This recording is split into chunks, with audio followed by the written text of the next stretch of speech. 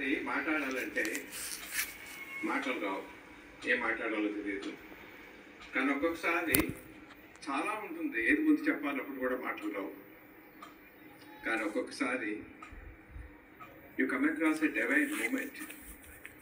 ఎప్పుడైనా తిరుపతిలో వెంకటేశ్వర స్వామి దగ్గరికి ఎంతో కష్టపడి చూస్తే ఆ క్షణం పాటు మైండ్ బ్లాక్ అవుతుంది, ఏమీ తెలియదు. ఒక్కొక్కసారి అనుకోకుండా హిమాలయ పర్వతాలు చూస్తే అదే అనుభూతి వస్తుంది. సకృతిగా జీవితంలో కొంతమందికి దొరుకుతుంది అనుభూతి.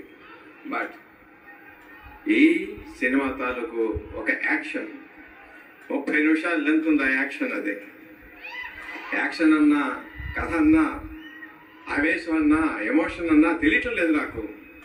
అలా చూస్తూ ఉండిపోయాను. మహేష్ బాబు తాలూకు విశ్వరూపం దాంట్లో ఒక్క క్షణం కాదు, 2 క్షణాలు కాదు.